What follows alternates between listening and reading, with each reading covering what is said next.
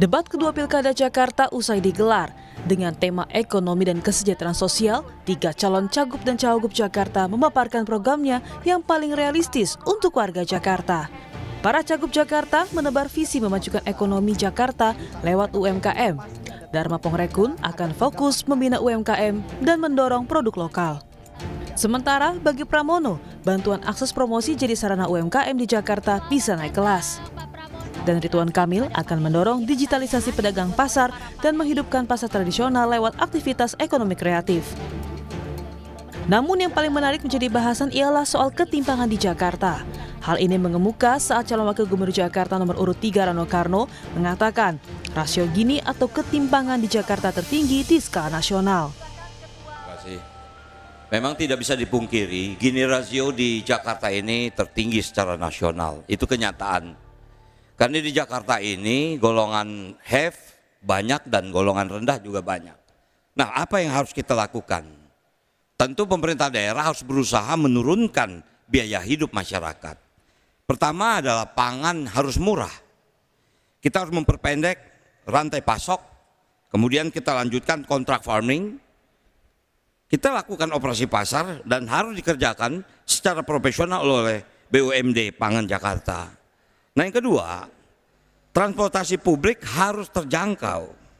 Armada harus ditambah, rute diperbanyak, terutama perluasan wilayah Jabodetabek. Kemudian waktu tunggu harus dipangkas, Transjabodetabek dan Transjakarta ini. Kemudian akses pendidikan harus gratis, KJP, KJMU harus kita utamakan. Mungkin itu. Sementara calon wakil gubernur Jakarta nomor urut 2 Kun Wardana menyebut warga Jakarta ke depannya harus memiliki pendapatan yang layak. Nominalnya pun harus disesuaikan dengan survei kehidupan layak. Kita perlu memberikan lapangan pekerjaan bagi semua warga DKI Jakarta. Jobs for all. Itu yang pertama. Yang kedua, dia juga harus mendapatkan pendapatan yang layak, yaitu dengan UMP ya, yang disesuaikan dengan survei kebutuhan hidup layak atau KHL ya. Karena kalau kita hanya melihat dari pertumbuhan ekonomi dan juga inflasi, kekhawatirannya adalah dengan meningkatnya harga bahan pokok sehingga dia tidak bisa hidup dengan. Lalu, agar ketimpangan di Jakarta tidak terjadi begitu tinggi, calon wakil gubernur Jakarta nomor urut 1 Suswono menjanjikan 1 kartu untuk semua, khususnya untuk bantuan sosial. Kartu kamu, kartu Jakarta Maju. Kartu kamu adalah kartu yang akan menggabungkan seluruh kartu-kartu yang bagus-bagus di masa Pak Anies akan kita teruskan, bahkan kita akan tambah dengan kartu yatim dan kartu pelayan rumah ibadah. Kami akan berikan bansos yang tepat sasaran, karena saat ini banyak setelah kami berdiskusi dengan mereka banyak yang mengeluh. Saya bertemu dengan Ibu Halimah di Cideng, bahwa dia selama ini sudah 20 tahun di Jakarta, tapi tidak punya kartu penduduk sehingga dia tidak menikmati bantuan-bantuan tersebut. Debat terakhir Pilkada Jakarta akan digelar pada 17 November mendatang. Publik pun bersiap memilih pasangan yang paling realistis untuk program warga Jakarta. Tim Liputan Kompas TV. Saudara, debat kedua Pilkada Jakarta sudah digelar semalam. Masing-masing paslon telah memaparkan bagaimana programnya untuk mengentaskan ketimpangan sosial hingga memajukan ekonomi. Lalu program mana yang kemudian paling realistis dirasa untuk warga Jakarta? Kita bahas dengan sejumlah narasumber melalui sambungan Zoom. Sudah ada juru bicara Cagup Cawagup nomor urut 2 Dharma Pongrekun Kun Wardana, ada Bung Fernando. Selamat pagi Bung Fernando. Bung Fernando. Selamat pagi, Mbak. Oke, kemudian juga ada juru bicara Cagup Cawagup nomor urut 3 Pramono Anung Rano Karno, ada Mas Ciko Hakim. Selamat pagi, Assalamualaikum Mas Ciko. Ya, pagi Bung Fernando. Pagi Mas Ciko. Ya, kita juga masih berusaha untuk menghubungi juru bicara dari calon gubernur dan calon wakil gubernur nomor urut 1 Ridwan Kamil dan Suswono, Billy Mambrasar. Mudah-mudahan Bung Billy sudah bisa cepat bergabung karena setidaknya kita butuh 3 orang begitu ya narasumber yang memang benar-benar mewakili cagup dan juga calon wakil gubernur yang bersaing di Pilkada Jakarta. Saya ke Pak Bung Fernando dulu. Bung Fernando, ini kan kalau kita lihat ya soal pasar kemarin juga menjadi fokus pasar tradisional, menjadi fokus debat dalam debat pilkada semalam. Calon gubernur Anda mengatakan untuk memajukan ekonomi soal pasar ini ada getok tular adab kalau tidak salah. Nah, ini istilah baru masih fresh sekali, bisa diimplementasikan atau direalisasikan. Sebenarnya getok tular adab itu seperti apa programnya? Ya, getuk tular adab itu maksudnya kita memberitahukan kepada masyarakat bahwasanya ini getuk tular adab itu bahasa Jawa. Ya. Jadi kita memberitahu kepada masyarakat bahwasanya pemerintah akan membantu masyarakat UMKM khususnya.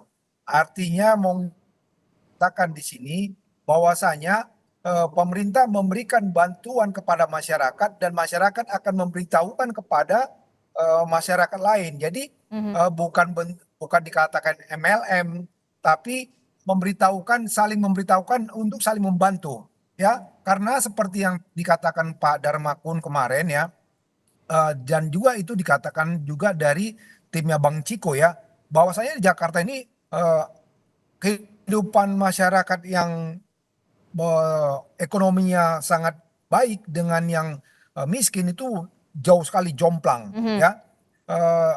Pak Dharma mengunjungi ada rumah penduduk yang jaraknya cuman nggak sampai 1 kilo di Jakarta Pusat itu. Oke, realisasinya nanti programnya akan seperti apa getok tular adab ini? Bantuannya ke pelaku UMKM, ke pedagang pasar tradisional soal program getok tular adab ini realisasinya akan seperti apa nantinya? Kira-kira gambaran untuk warga Jakarta. Ya, sekarang ini kan kita nggak bisa menafikan teknologi, ya. Tapi sekarang ini kita belanja online itu harus melalui provider. Nanti kalau getuk tular adab itu dia langsung antara pembeli dan penjual langsung. Jadi tidak ada potongan-potongan lain. Ini jadi keuntungan dari masyarakat UMKM itu langsung. Jadi kalau sekarang ini kan kita melalui provider nanti dipotong sekian persen, ya kan? Akhirnya apa? Ini tidak membangun ekonomi kerakyatan. Nanti waktu Pak Dharma sebagai gubernur, kita nih katanya blockchain. Blockchain itu di mana saja pun dia bisa bekerja, di rumah dan tempat lain, yang pasti keuntungan itu tidak perlu dipotong kepada provider, langsung antara penjual dan pembeli. Tapi kita tidak menafikan bahwasanya ada teknologi. Kalau sekarang kita kan teknologi ada, tapi mengesampingkan UMKM. Kita jalan-jalan ke Tanah Abang, saya sama tim ya kita lihat di situ banyak yang blok-blok di situ ya, penjualan dijual, disewakan, dijual, udah kosong semua gara-gara teknologi. Nah, kita dengan Pak Dharma teknologi itu tidak menghilangkan ya, tidak menghilangkan keuntungan dari masyarakat. Mereka tetap bisa buka ruko-ruko di Blok M, bisa buka ruko di Tanah Abang dan lain sebagainya. Jadi nggak perlu lagi melalui provider. Itulah getuk tular adab ya. Jadi tidak merugikan UMKM, langsung keuntungan tanpa memperkaya sekelompok-kelompok tertentu. Yang sekarang ini kan yang kaya makin kaya, provider yang kaya, begitu, Mbak. Oke, ya itu tadi soal realisasi getok tular adab yang ditawarkan oleh pasangan cagup dan juga calon wakil gubernur nomor urut 2. Saya mau sapa dulu, ada Bung Billy Mambrasar, juru bicara Ridwan Kamil Suswono. Selamat pagi, Bung Billy. Selamat pagi. Iya. Terima kasih sudah mengundang. Oke, Bung Billy, ini kan Anda juru bicara RK Suswono ya. Semalam juga kita lagi membahas soal debat pilkada yang kemudian menyoroti soal ekonomi dan kesejahteraan sosial. Yang kemudian menjadi sorotan saya hari ini adalah soal bagaimana kemudian pimpinan Gubernur Jakarta kita ini bisa mengaktifkan kembali, menghidupkan kembali dalam tanda kutip pasar tradisional yang sudah ditinggalkan ini oleh warga, dan dampaknya apa? Pedagang yang ada di sana sudah mulai gurung tikar, merugi. Nah, kalau dari pasangan RK Suswono ini punya program apa untuk bisa mengaktifkan kembali pasar tradisional? Tadi malam kalau diperhatikan Bang Ridwan Kamil menyampaikan satu contoh kasus di mana ketika kita membahas pasar Tanah Abang yang mulai ditinggalkan, yang dijawab oleh Pak Pram dengan kunjungan belusukan beliau dan akan adanya program-program bantuan permodalan yang kemudian direspons oleh tim Ridho yang akan dilakukan adalah festival. Dan sebenarnya kalau kita melihat dari sudut pandang sosial psikologi, kenapa festival ini begitu penting terhadap kondisi perubahan dari behavioral customer yang mana mereka belanja secara offline berubah menjadi offline bukan karena pandemik saja penyebabnya, tetapi karena perubahan perilaku yang berubah akibat perubahan era Industrial 4.0. Nah, ketika kita berbicara tentang festival itu terdiri dari fitur-fitur interaksi sosial. Kemudian fitur berhubungan atau bertemu dan menyapa orang lain.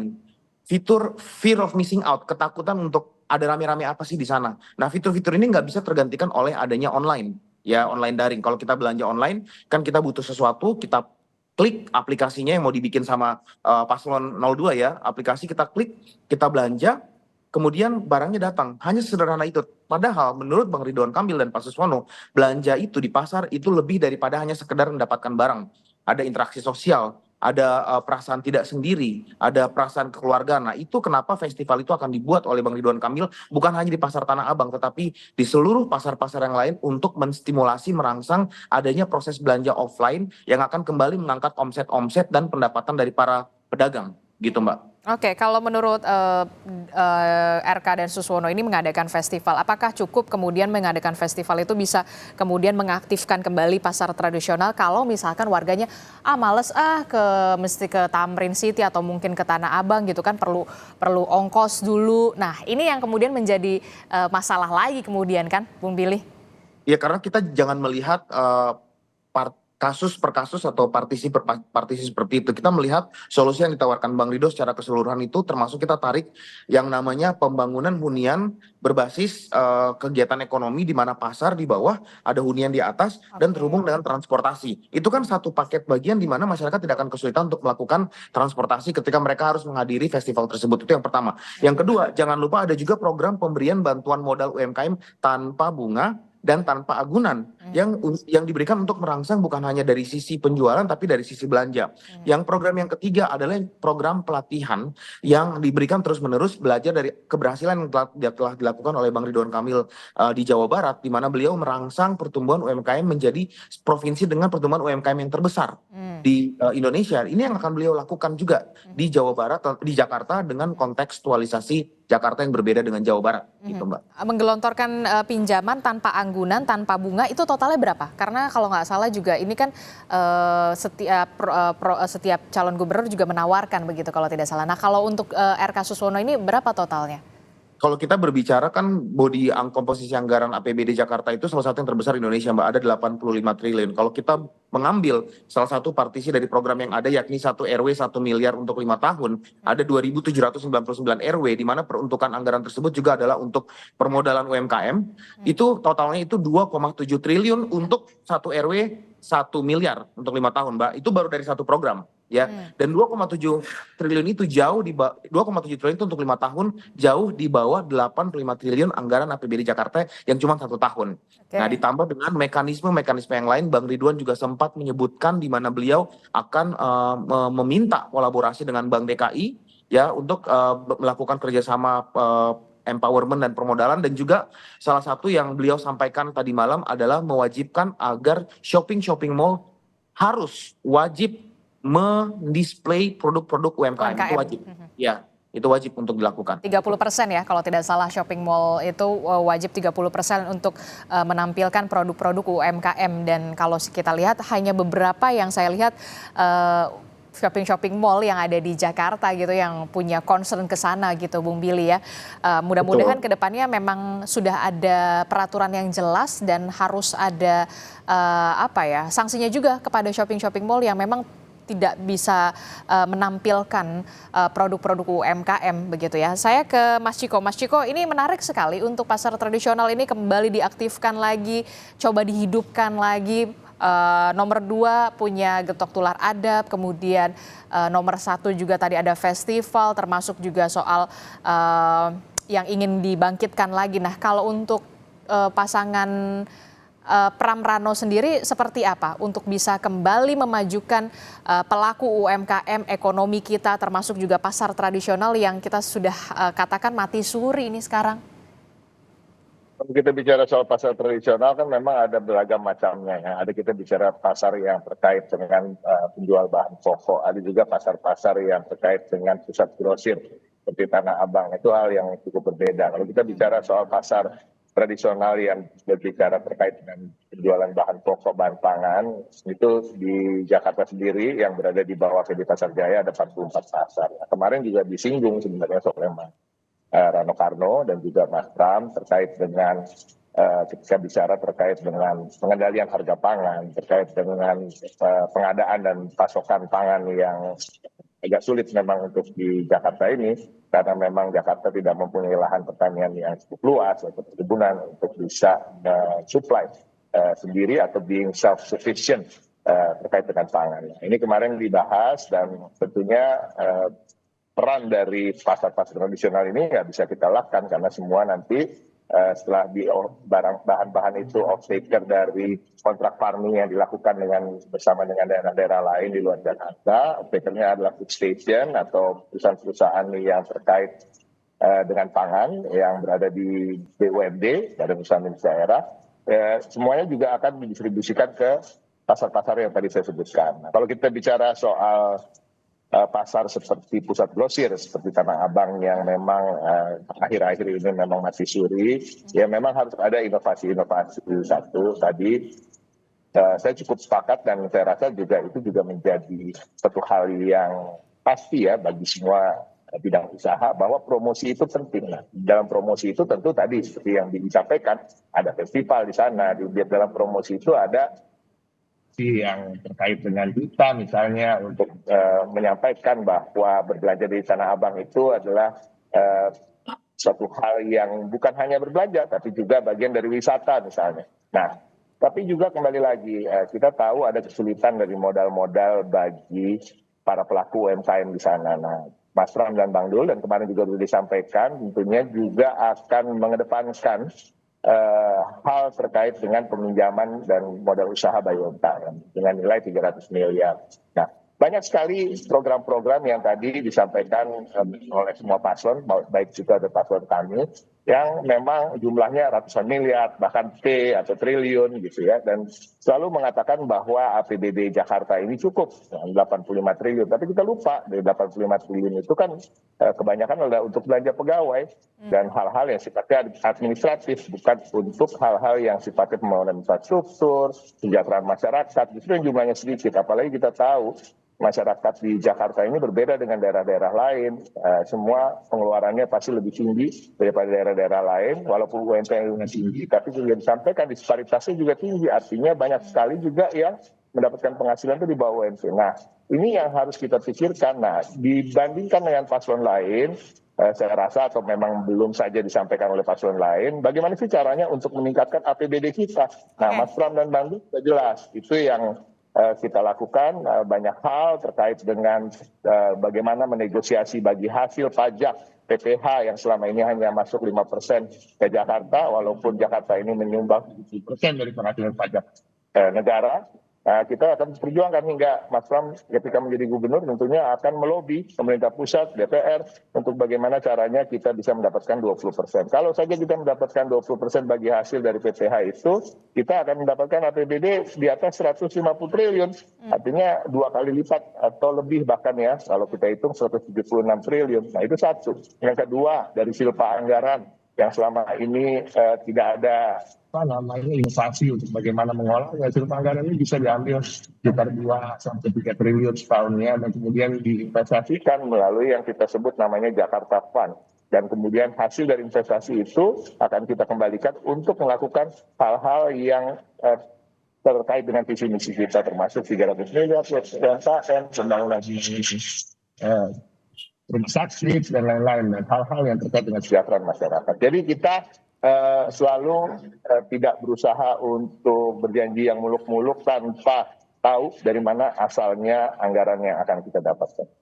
Oke, itu yang kemudian ketika nanti calon gubernur Pramono dan juga Rano akan eh, terpilih nanti, itulah yang kemudian yang coba nanti akan direalisasikan soal bisa mengaktifkan kembali soal pasar, baik itu pasar tradisional yang bahan pokok ataupun pasar tradisional yang grosir begitu seperti Tanah Abang, Tamrin City begitu yang kita tahu. Nah, kan kemajuan atau untuk perkembangan ekonomi tidak hanya dari pelaku UMKM tapi juga kemudian pariwisata. Pariwisata juga bisa menjanjikan begitu untuk bisa meningkatkan perekonomian. Nah, kalau tidak salah kemarin saya juga menyaksikan itu ya, menyimak itu calon gubernur Jakarta nomor urut 3 nomor urut 1 Kang Emil. Kang Emil ini ingin membuat Disneyland di Pulau Seribu. Betul ya, Bung Billy ya? Itu kalau tidak salah di masa kepemimpinan RK di Jabar ini tadinya mau di Cikarang, tapi kemudian entah bagaimana kemudian akhirnya ketika nanti terpilih nanti Kang Emil katanya mau bikin Disneyland di Pulau Seribu. Nah, ini realisasinya ide awalnya seperti apa untuk bisa kemudian memajukan pariwisata di Jakarta? Bukankah ruang terbuka hijau untuk publik di Jakarta juga masih kurang untuk interaksi begitu? Ya sebenarnya Bang Ridwan Kamil juga semalam sudah menjelaskan bahwa ketika seorang pemimpin mengusung perencanaan program di awal, ada yang kemudian pada saat eksekusi, pada saat implementasi menjadi prioritisasi primer, dan ada yang kemudian menjadi prioritisasi sekunder dan tersier gitu. Ketika beliau mengambil kepemimpinan di tahun 2020 terjadilah COVID.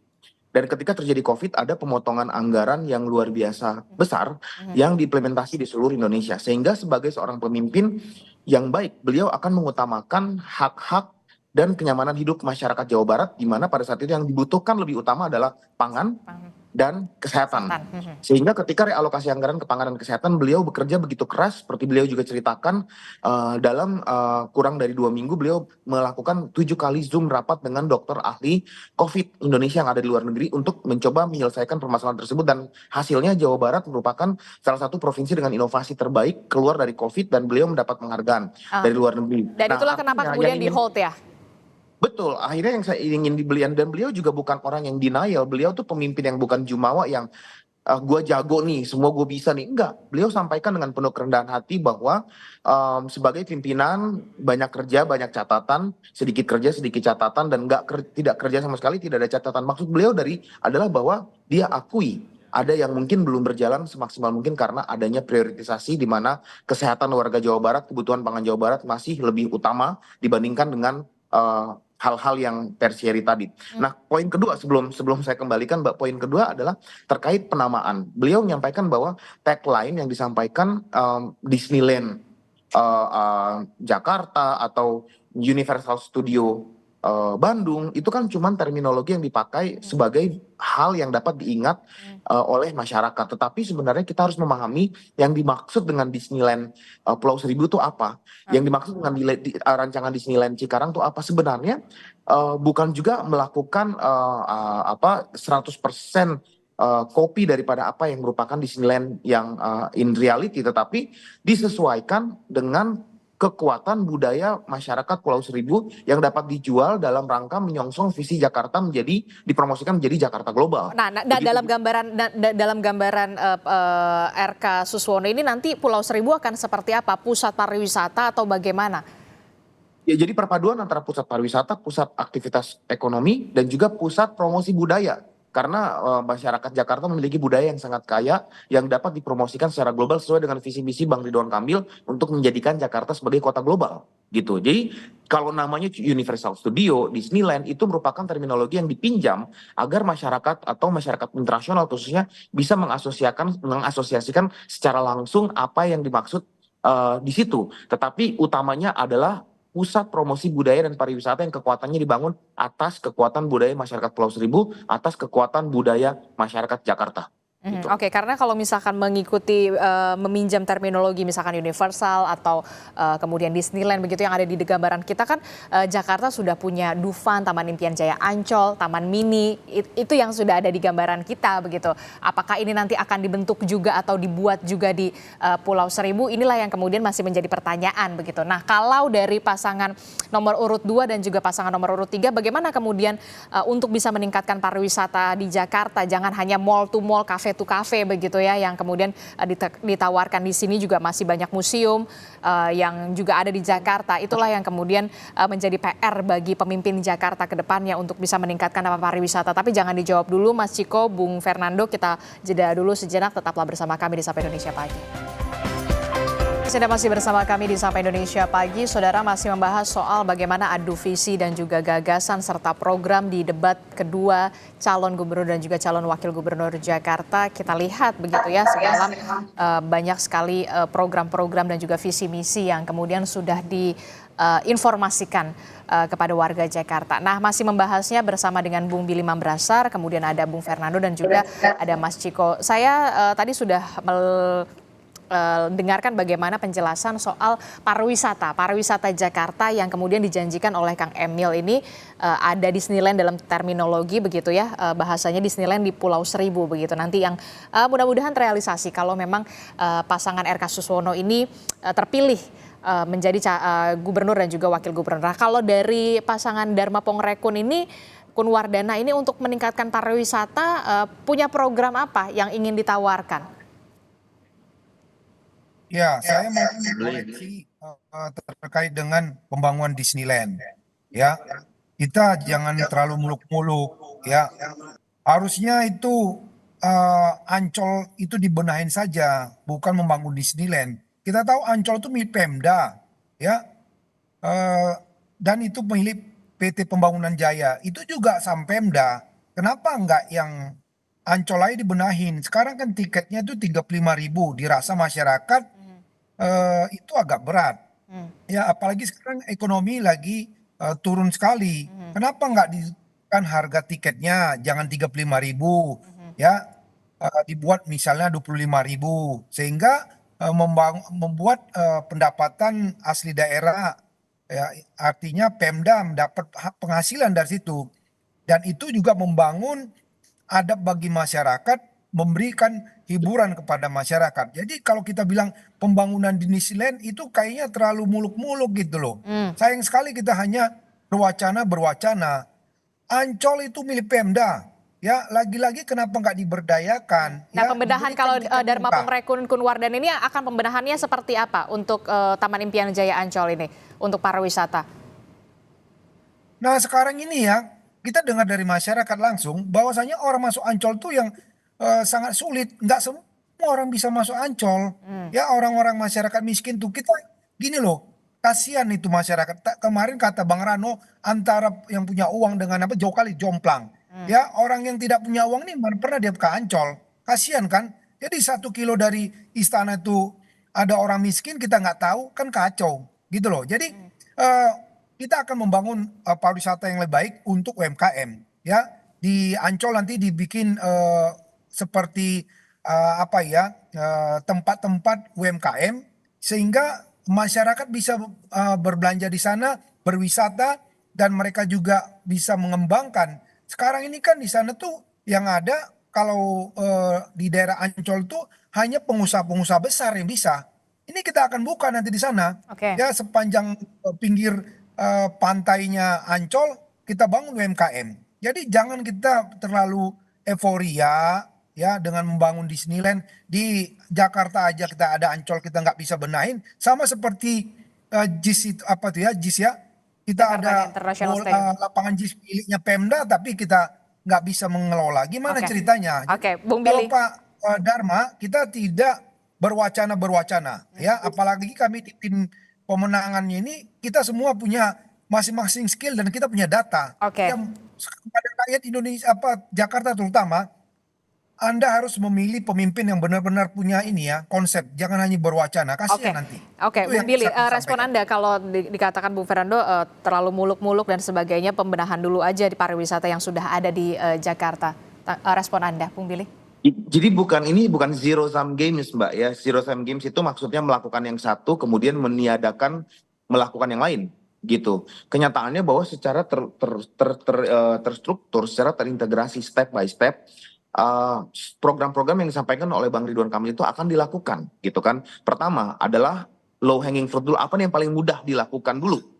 Pertama pasti tentunya pembenahan dengan anggaran yang ada, dengan struktur anggaran yang tersedia, pembenahan dari pusat-pusat pariwisata yang sekarang akan dilakukan dulu terlebih dahulu ya, seperti itu. Nah setelah itu akan masuk ke step berikutnya di mana melakukan menciptakan milestone daripada pusat-pusat pariwisata Jakarta. Salah satunya adalah ide di Pulau Seribu tersebut. Ada juga yang lain, jangan lupa The Riverway dan beberapa strategi beliau berdasarkan pengalaman yang telah beliau lakukan sebelumnya di negara lain maupun di kota lain. Jadi bukan program yang muncul dari awang-awang yang beliau nggak ada track record pernah melakukan. Beliau pernah melakukan hal tersebut. Nah itu dilakukan di step berikutnya. Pertanyaan terbesar dari bagaimana financingnya? Financingnya ada mekanisme yang namanya public-private partnership di mana pihak ketiga yaitu sektor swasta juga ikut untuk mendanai dan akan memperoleh sharing return gitu. Tadi disampaikan mungkin sedikit koreksi juga tadi disampaikan oleh Pak Fernando ya bahwa Bang Rano Karno menyampaikan Gini rasio Jakarta itu yang terburuk di Indonesia ya. Statement beliau tadi malam disampaikan kesenjangan antara yang miskin dan yang kaya. Tetapi sebenarnya yang terburuk itu bukan Jakarta, Yogyakarta berdasarkan data BPS terakhir. Jadi ini juga merupakan verifikasi data ketika kita menyampaikan data, jangan pula salah kita quote gitu ya. Tetapi juga kita tidak menafikan bahwa Bang Ridwan Kamil punya visi yang besar untuk masyarakat kelas menengah ke bawah agar mampu mengakses pusat-pusat pariwisata juga untuk hiburan, termasuk dalamnya ruang terbuka hijau yang akan dibangun. Nah, kalau kita lihat Jawa Barat, Bandung, banyak sekali kok pusat-pusat pariwisata yang dapat diakses kelas menengah ke bawah dengan sangat mudah, seperti Lembang, kemudian beberapa taman bunga, itu kan merupakan karya beliau yang real yang bisa diakses oleh masyarakat kelas menengah ke bawah dan itu juga akan dilakukan di Jakarta. Diaplikasikan ke Jakarta. Diaplikasikan Jakarta agar kelas menengah ke bawah masyarakat yang tidak mampu pun bisa mengakses. Oke, Mas Ciko, kalau untuk paslon nomor urut 3 sendiri bagaimana untuk bisa meningkatkan pariwisata di Jakarta begitu? Kita sudah melihat paslon nomor urut 1 dan juga nomor urut 2. Mas Ciko? Mas Ciko? Ya. Oke. Jadi gini, kalau kita bicara dengan pariwisata Jakarta, sebenarnya kan museum-museum kita ini juga sudah banyak ya, museum baik yang dimiliki oleh pemerintah, pusat maupun daerah. Kita bicara soal tempat-tempat wisata yang ada seperti Ancol, Taman Mini, Monas, dan Ragunan misalnya, ini kan sebenarnya sudah ada. Nah ini harus direvitalisasi, itu yang pertama. Yang kedua harus ada promosi. Jadi permasalahannya adalah museum-museum seperti Museum Gajah, Museum Nasional yang sebenarnya isinya sangat berharga dan kalau bisa dilihat oleh orang asing atau wisatawan asing ini juga akan membuka cakrawala mereka terkait dengan Indonesia dan hal-hal lain. Ini tidak dikunjungi itu permasalahannya. Nah, itu kembali lagi ke promosi-promosi itu bisa dilakukan dengan apa? Melakukan festival-festival, kita bikin event-event, kita bikin exhibition. Jakarta juga harus banyak buat eksibisi yang sifatnya internasional, bukan hanya nasional, sehingga di hari weekend Jakarta ini ramai. Nah ini yang banyak juga yang kita harus ketahui terkait dengan datanya. Kalau weekend kan udah ada Car Free Day itu juga. Tapi kan Car Free Day itu juga terbatas, nggak semua orang adalah olahragawan, ada juga teman-temannya Billy Mambrasar yang bangunnya jam 11 siang, ya kan? Gen Z dan Gen milenial yang kaum rebahan tidak ada, ya kan? Kaum rebahan ini kan lebih chill gitu ya, sebenarnya sore-sore pergi ke museum lain-lain. Jadi nggak semua orang suka menikmati pagi-pagi ya, di akhir pekan, apalagi Senin sampai Jumatnya kerja keras. Nah ini hal-hal yang memang harus direvitalisasi, satu. Yang kedua promosi. Yang ketiga kita harus ingat bahwa menurut data Jakarta itu justru weekendnya itu tidak seramai wisatanya atau orang-orang dari luar daerahnya datang dibandingkan dari Senin ke Jumat. Bahkan orang Jakarta sendiri di hari Jumat, Sabtu, Minggu udah pergi keluar kota tuh.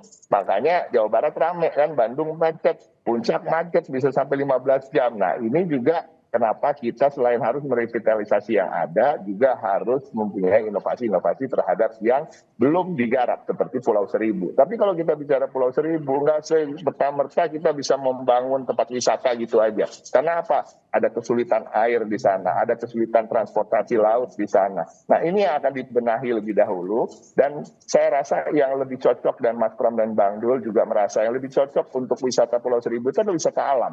Ya, karena kalau kita tahu Pulau Seribu itu sebenarnya nggak ada 1000 pulau ya, cuma ada 100 sekian pulau sebenarnya, tapi sebutannya aja Kepulauan Seribu. Tetapi di pulau-pulau itu tidak kalah indah dengan pulau-pulau lain di provinsi-provinsi lain. Kita bicara Bali, kita bicara Bajo, kita bicara daerah di Indonesia. Masalahnya terkait dengan infrastruktur dasar, ya, air. Nah, ini yang sudah juga dipikirkan. Transportasinya bagaimana? Ada yang muara di Muara Angke, ada juga yang untuk kelas menengah ke atas mungkin bisa dibangun pelabuhannya di Marina yang selama ini juga sudah diaktifkan. Nah, ini yang harus betul-betul digalang, tapi kembali lagi tanpa promosi tidak akan ada yang datang. Nah, kalau kita bicara wisata, nggak berhenti kok di tempat-tempat yang dianggap tempat wisata. Tadi Adisti bicara soal pasar, kita bicara soal pasar grosir di Tanah Abang, harusnya bisa menjadi wisata belanja. Kita ini nggak kalah kok sama Bangkok, kita nggak kalah dengan Hong Kong dan Singapura, bahkan harga-harganya pun sangat bersaing. Gitu. Jadi ini yang kalau kita betul-betul revitalisasi, kita perbaiki quality controlnya, kita berikan modal bagi para pedagangnya, khusus pedagang-pedagang perempuan UMKM ini yang sesungguhnya juga perlu bantuan, juga kita akan khususkan bantuan-bantuannya, dan ini yang akan saya rasa bisa mengangkat pariwisata kita internasional maupun domestik. Oke, saya sih berharapnya secara sederhana begitu ya, taman-taman di Jakarta ini sudah semakin ramai gitu ya, Gen Z gitu, kalau misalkan petang ataupun sore gitu bisa ngopi di taman gitu tanpa harus cafe to cafe atau mall to mall begitu. Itu kan adalah hal yang sebenarnya simpel banget gitu lah ya, kalau misalkan memang benar-benar bisa mau diniatkan atau direalisasikan. Nah, itu tadi soal pariwisata, kemudian pasar tradisional tadi sudah kita bahas. Nah, yang kemudian menjadi perhatian kita adalah terakhir adalah ini, Bapak-bapak, soal 26,1% penduduk kelas menengah dan 52,1% penduduk menuju kelas menengah ini, Jakarta per data 2023 terhimpit daya beli yang semakin menurun. Nah, gimana mau pariwisata, gimana pasar tradisionalnya bisa ramai kalau daya belinya menurun begitu. Pendapatan mereka juga agak sedikit nggak naik-naik gaji lah ibaratnya. Nah, kalau dari pasangan Pongrekun sendiri, Dharma Pongrekun mengatakan harusnya UMP itu menyesuaikan relevansinya survei KHL, kebutuhan hidup layak. Nah, menurut pasangan nomor urut 2 ini kebutuhan hidup layak ini berapa? Kalau UMP itu kan kalau di Jakarta itu kalau nggak salah 5 juta. Nah, kalau misalkan untuk paslon nomor urut 2 ini menurut Anda idealnya berapa sih? Ya, kita harus melihat berapa inflasi. Ya, kalau dikatakan sekarang berapa, nanti akan dihitung ulang oleh Pak Dharma, ya. Karena apa? Kita sendiri mengetahui inflasi itu terbesar dari bahan-bahan pokok, ya. Karena apa? Di Jakarta kita tidak punya lahan pertanian, sehingga kita harus mendatangkan dari daerah lain, ya, termasuk juga daging dan lain sebagainya. Kita kalau dari nanti Pak Dharma sebagai gubernur akan membuat kerjasama dengan lumbung-lumbung padi misalnya, atau penghasil ternak dan lain sebagainya. Kalau ditanya berapa, yang ya itu nggak bisa langsung kita jawab sekarang. Karena apa? Ini sudah mau akhir tahun. Tapi kalau layak itu yang pasti sandang pangan tercukupin. Ya, bukan layak itu dia bisa jadi hidupnya mewah-mewah, bukan. Yang pasti sandang pangan tercukupin ketika anak-anak di rumah membutuhkan biaya beli susu, ya, itu tercukupin. Karena apa? Kita harus mau membangun generasi-generasi yang cerdas ke depannya. Kalau misalnya biaya UMP-nya tidak bisa mencukupi, gimana kita membangun generasi yang cerdas? Jadi kalau berapa yang baiknya akan dihitung ulang. Kita melihat inflasi yang sekarang berkembang di Jakarta nih. Bayangkan aja di Jakarta inflasi cukup gede, ya, karena dia tidak bisa menghasilkan. Di Jakarta juga berdasarkan survei dari LPS ya, itu pengangguran Jakarta itu 50% itu tamat SMA, SMK, ya, dan itu juga ada di situ Gen Z dan milenial. Oke. Jadi lagi-lagi saya selalu menyampaikan, ayo kaum milenial dan kaum Z ini jangan kalian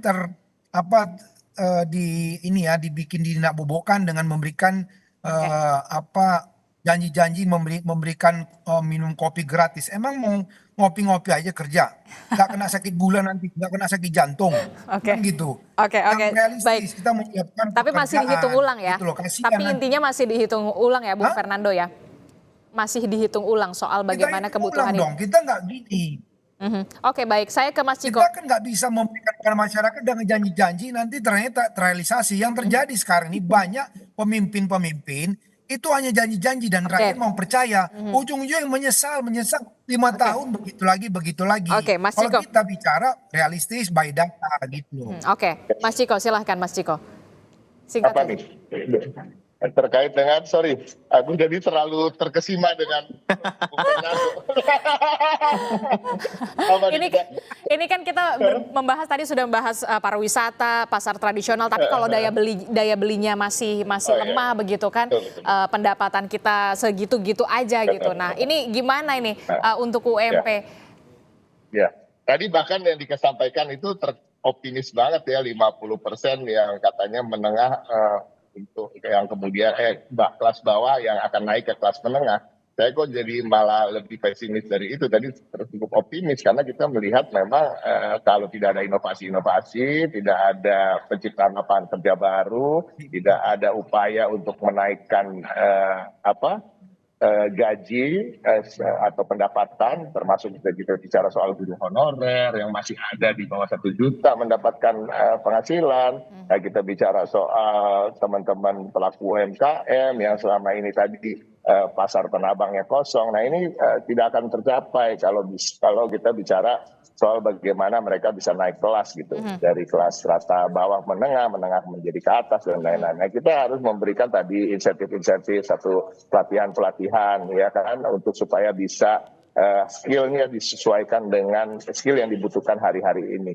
Yang kedua tentunya memberikan tadi bantuan-bantuan modal dan lain-lain. Tetapi kembali lagi semua ini kan sifatnya memang bantuan, walaupun ada yang bentuknya uang, ada yang bentuknya pancing, bukan ikan, tetapi semuanya akan mengeluarkan dana. Tapi kembali lagi, saya melihat yaitu Mas Pram dan Bang Dul yang betul-betul memikirkan bagaimana untuk membiayai ini semua. Karena kita istilahnya kan kalau mencari uang harus pakai uang gitu. Iya. Nah, uang itu sebagai modal. Nah, modalnya itulah. Makanya Mas Pram dan Bang Dul tadi akan memperjuangkan terkait dengan bagi hasil pendapatan pajak dan juga Jakarta Fund. Sehingga masyarakat Jakarta ini tidak stuck bicara soal APBD kita tinggi 85 triliun, APBD kita tinggi 85 triliun. Tapi program-programnya tadi kalau dihitung udah 200 Udah triliun ya habis sendiri. juga ya kan, habis juga pastinya. Jadi artinya kita juga harus realistis. Oke. Nah, realistis itu gini, realistis itu bukan pesimis bahwa jangan programnya jangan terlalu banyak, nanti angkanya terlalu tinggi, nggak gitu. Tapi silahkan kita bagaimana membuat program yang banyak, tapi kita juga harus pikirkan bagaimana membiayainya, dan itu dipikirkan betul oleh Mas Pram dan Bandul. Jadi mudah-mudahan rakyat Jakarta ya memberikan kesempatan lah buat Mas Pram dan Bandul untuk membikin dana. Oke, baik. Terakhir Bung Billy. Kalau untuk disampaikan tadi fenomena itu sebenarnya ada inflasi, ada deflasi. Ketika kita bicara tentang harga bahan pokok yang naik itu namanya inflasi. Ketika daya beli masyarakat yang tadi Mbak sempat quote di awal pertanyaan itu deflasi. Sebenarnya ketika masyarakat tidak mampu, tidak memiliki daya beli. Ya untuk membeli barang-barang tersebut. Tapi kalau kita melihat siklus year on year, memang siklusnya itu masih berada pada tren inflasi sekiranya kita tidak mengelola hal tersebut dengan baik. Tapi yang perlu kita catat, Jawa Barat ini merupakan salah satu provinsi yang berhasil mempertahankan angka inflasinya normal dan jauh di bawah angka nasional di tahun 2023. Ketika angka nasional rata-rata Indonesia inflasinya itu adalah year on year 2,61%. Di Jawa Barat itu di bawah angka nasional 2,35%. Makanya Bang Ridwan Kamil juga semalam menyampaikan bahwa itu merupakan sebuah keberhasilan yang membuat beliau memperoleh beberapa penghargaan. Nah, yang akan dilakukan di Jakarta belajar daripada Jawa Barat adalah pertama injeksi perputaran uang. Karena kalau masyarakat ingin distimulasi daya belinya, masyarakat harus megang duit. Iya. Duitnya itu dibelanjakan. Nah, dibelanjakan tapi kemudian dibelanjakan di sekelilingnya aja yang namanya multiplier effect dalam teori fenomena ekonomi. Multiplier effect itu yang kita keluarkan menimbulkan dampak berganda, outputnya bertambah. Bukan kita belanja keluar provinsi. Nah, itulah tujuan daripada adanya program 1 RW 1 miliar untuk 5 tahun. Oke. Yang ada 2.700 RW, 2.700-an RW sehingga butuh 2,7 triliun selama 5 tahun. Oke. Padahal APBD Jakarta 85 triliun, jadi masih di bawah APBD. Tetapi jangan lupa bahwa seolah-olah pasangan Bang Ridwan Kamil ini hanya bergantung kepada anggaran APBD. Tidak, karena adanya mekanisme-mekanisme public private partnership yang merangsang adanya investasi pihak swasta untuk mengajak masyarakat berkolaborasi. Yang kedua, Mbak, adalah permodalan. Yang tadi sudah disampaikan, permodalan tanpa bunga, tanpa anggunan untuk merangsang masyarakat bisa memiliki usaha dan merangsang jual beli. Yang ketiga adalah menjaga suplai bahan pasar dengan bekerja sama dengan produksi-produksi provinsi-provinsi produsen di sekitar agar operasinya agak berbeda dengan pasangan Pak Pram yang melakukan operasi di hari-hari besar seperti Lebaran atau Hari Raya yang akan dilakukan oleh pasangan Bang Ridwan Kamil dan Pak Suswono itu operasinya dilakukan on daily basis ketika ada informasi intelligence yang mengatakan bahwa akan shortage supply, akan kekurangan suplai bahan sembako tertentu. Langsung ada operasi pasar di sana. Langsung ada operasi pasar dari kerjasama dengan provinsi sekitar. Nah, ini semuanya bisa sebelum saya close ya Mbak sedikit. Singkat saja. Ya, singkat saja, kerangsangan UMKM ini sudah berhasil dilakukan oleh Bang Ridwan Kamil. Buktinya di Jawa Barat di tahun 2023 output ekonomi UMKM Jawa Barat itu meningkat 3 kali lipat ukurannya dari Jakarta.